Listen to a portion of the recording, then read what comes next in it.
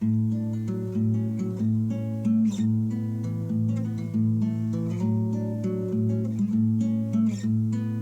everybody, welcome back to Conscientious Omnivore. My name is Pal. Out here at the property again today.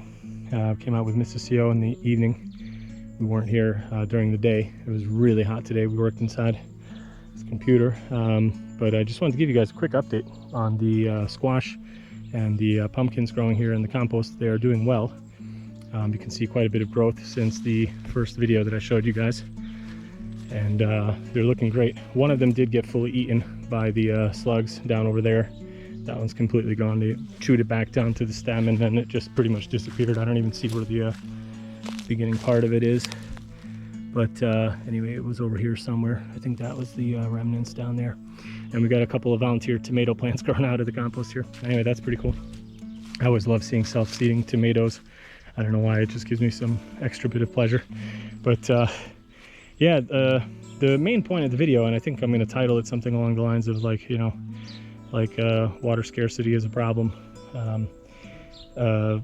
I basically just wanted to tell you guys the reason why we came out here in the evening here is that it's 6 p.m. or just a little before 6 p.m. right now, and it is extremely hot. It's 30 degrees right now. It was hotter during the day. The car is in the shade here. You can, well, I'm not going to show you the car, but anyway, it's in the shade behind me and it's 30 degrees. So, you know, we came out to water all our stuff. You can see the raspberries back here. Half of these died back last summer when we went on vacation in July. We decided this year we're gonna not go on vacation in the middle of the summer. Probably a good idea. We're gonna have to do it later once it's not so hot. I've told you guys in previous videos just a couple weeks ago that we've had a really great rainy spring, and the past you know, couple weeks, maybe a week and a half, 2 weeks, it's been extremely hot. So it went from like really kind of pretty pleasant temps, like in the 20s with a lot of rain, which is really great for the plants, I think. We went from that up to now, you know, in the 30s and no rain and super sunny, super high UV. So everything's just kind of cooking. And I think that's what was happening with my potatoes as well. They were starting to kind of wilt. They're looking good now because I watered them yesterday and today. We came out here just for that. So, you know, we did a little bit of extra driving today just for doing this and getting some groceries and stuff. But yeah, I think just, you know, a quick couple words. We plant everything we do in mulch, wood chips. You know, we cover it in sawdust or the spent mushroom substrate or what have you. But even that is, you know, not enough. I've done a video about a year ago, I think it was, or maybe 2 years ago. I don't remember. I'll try to dig it up and put it on the screen so you guys can see it as usual with the link in the description. But I talked about how the mulch bed dried out for the first time ever.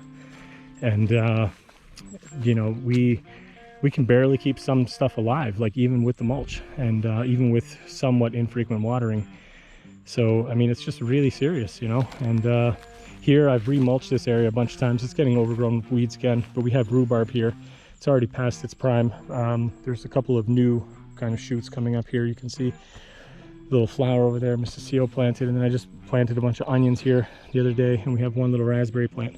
But, you know, I'm just kind of can't, you know, stress this enough that things are just so freaking dry now that we went straight from like beautiful rain to like, I think we're into the heat of the summer now, and I don't think it's going to let up.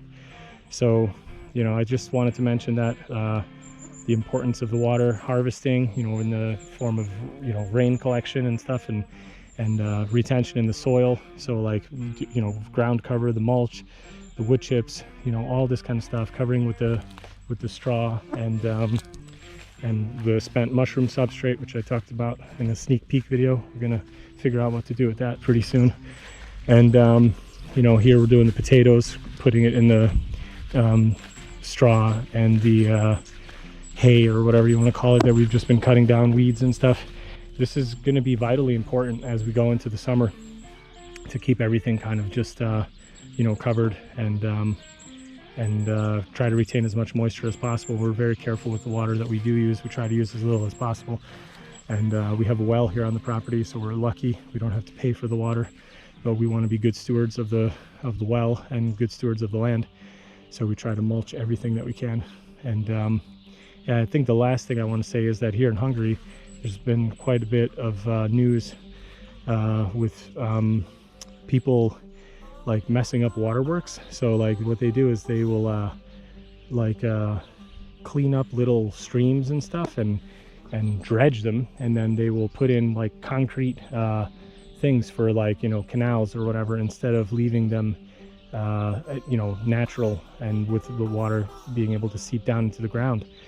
It's a recipe for disaster. And I don't know, there's just kind of so much going on. Like, it's kind of amazing to me that like people don't understand the implications of the environmental destruction that we're doing here.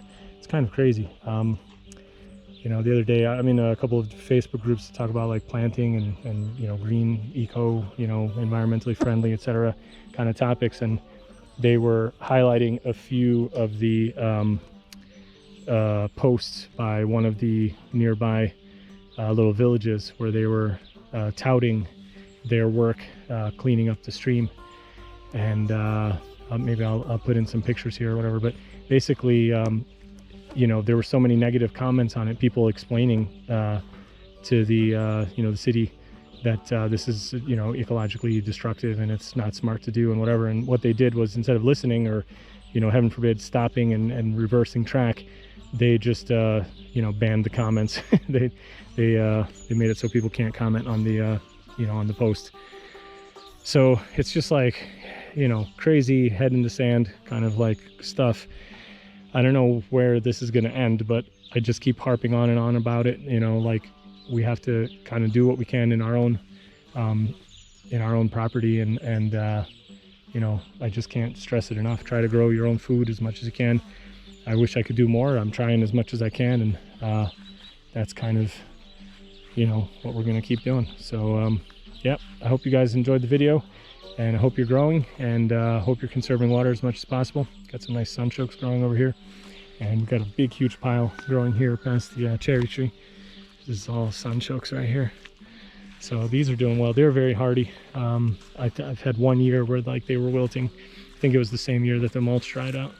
But yeah, it's kind of crazy. All right, guys, see you in another video. Bye.